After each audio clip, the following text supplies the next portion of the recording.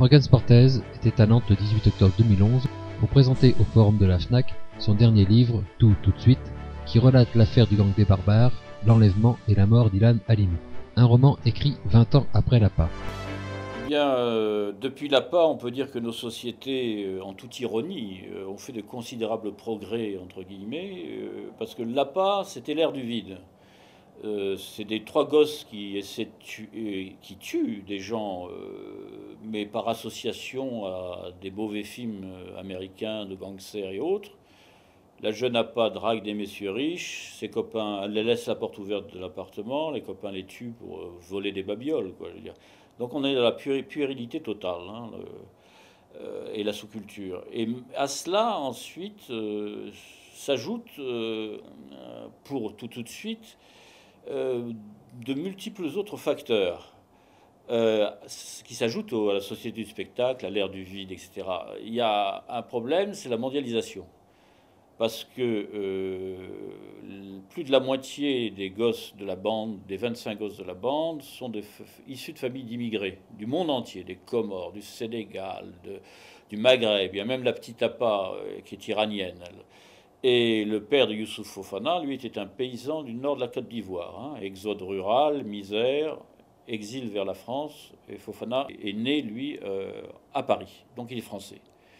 Donc, si tant est que ces gens-là soient des barbares, ce sont bien nos barbares, ils sont tous de nationalité française. Il y a un quart-monde qui se crée, il y a une part croissante des populations, il y a 8 millions de pauvres en France, hein, aux États-Unis il y en a 45 millions, qui est rejeté de la société, on n'a même plus besoin de leur travail, donc ils sont dans des systèmes de survie pour toutes ces bandes, c'est la drogue, les trafics de cigarettes, les trafics de fausses Lacoste et autres, quoi. Donc il y a le quart-monde. Et puis alors surtout, le gros problème, ça me change de mes 20 ans et de mes 68, on est dans une pleine période de régression vers les racismes, vers les communautarismes, et vers la religion, mais perçue de façon bornée, étroite. Et la religion joue un rôle très important dans cette histoire-là, puisque sur les 25 de la bande, il y en a 8... moitié des Noirs, moitié des Blancs, convertis à l'islam. Mais quel type d'islam? C'est un espèce d'islam fantasmatique, quoi. C'est des gosses... il y en a un qui s'appelle Zou, il garde Ilan Halimi pendant une journée entière au fond d'une cave. Ilan Halimi est nu, il crève de froid, parfois il faisait moins 4 degrés. Et le gosse, quand il retourne chez lui, c'est ce qu'il a confié aux policiers, il rattrape ses prières islamiques. Il fait ses 5 prières les unes à la suite des autres. Donc on voit très bien que la religion, pour eux, c'est quelque chose de schizophrénique. Il y a à droite les valeurs morales que prêche le Coran ou la Bible, et il y a une barrière, et à gauche, il y a toute leur activité de voyous, le tout de suite, vouloir avoir du pognon, etc. Parce que le but premier est le pognon. Écrit avec beaucoup d'intelligence et de retenue, dans un style clinique, ce roman passionnant nous place au cœur de l'horreur.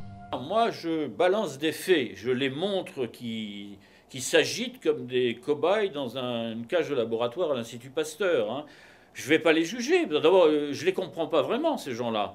Donc je les fais agir. Et je crois que mon livre est beaucoup plus violent et beaucoup plus politique. La charge politique de mon livre est beaucoup plus forte que si j'avais fait des commentaires politiques ou moraux. À la fois, on les voit agir, ça nous fout la trouille. On nous dit, c'est tous sortent ces gosses. On est en France. Oui, on est en France. Ils sont tous français, de quelques couleurs et à quelques religions qui les appartiennent. Mais on les voit agir, on se dit, mais c'est pas possible, c'est monstrueux. Et en même temps, quelque part, c'est pathétique. Parce que dans leur façon d'agir, ils sont comiques, misérablement comiques. Vous imaginez qu'ils se lancent dans un crime comme le kidnapping, qui est le crime le plus difficile à réaliser. Il faut vraiment être des gangsters professionnels pour réussir ça. Et ils n'ont qu'un sens de l'organisation. Ils n'ont pas les moyens intellectuels de se lancer dans un crime semblable. Ce livre est le fruit d'un long travail de Morgan Sportez, qui toutefois n'a pas voulu tout dévoiler. Il y a certaines choses tenant à la vie privée que je n'ai pas rapportées, mais qui sont très intéressantes. Par exemple, il y a des filles qui se font avoir par les codes de la banlieue. Elles s'habillent comme des garçons, elles ont les cheveux courts. Et il y en a une qui est fascinante. Vous regardez sa photo, c'est un mec. Elle n'a pas de poitrine, elle est grande, maigre, elle a les cheveux rasés, elle a même de la moustache, un peu de moustache. Et elle parle d'elle au masculin. Elles épousent les codes de la morale des garçons machistes de banlieue à ce point qu'elles deviennent presque des hommes elles-mêmes. Si les faits se passent en banlieue, le roman n'est pas un livre sur la banlieue. mais c'est surtout un livre sur ces bandes de banlieue. Mais au demeurant, leur violence en dit long sur ce que sont devenues les banlieues depuis 30 ans. Le système de la mondialisation crée dans les pays européens comme en Amérique un quart-monde, des gens qui sont rejetés du monde, et crée un ghetto. Il y a certaines cités à Bobigny qui ne sont peuplées à 90% par des Noirs. Pourquoi? Autrefois, la société française a intégré les gens, et maintenant elle les rejette. Donc on est en train de rentrer dans des ségrégations sociales qui relèvent de la logique de la société américaine, ce qui n'est pas un avenir radieux. Enfin, ce nouveau roman devrait faire l'objet d'un prochain film, et l'auteur a son idée sur le casting. Il y a déjà Richard Berry et Alain Goldman qui ont acheté les droits du livre. Oui. Je pense que le film devrait sortir en 2013. Ah ben là, ils seront forcés de prendre des acteurs inconnus. Et ça a été fait d'ailleurs. Il y a eu quelques films sur les banlieues et on voit que ces gosses ont des dons d'acteurs extraordinaires. Mais le rôle d'un personnage comme Youssouf Fofana, il faut que ce soit un acteur chevronné et jeune et noir qui le joue, parce que c'est un véritable rôle de composition. Il faut être digne de jouer Richard III pour jouer à la fois le côté rigolard du personnage et tout d'un coup, quand son masque tombe, le côté effrayant. Donc là, il faut réellement un grand acteur. Je ne sais pas s'il existe en France. Mais enfin, on ne sait jamais.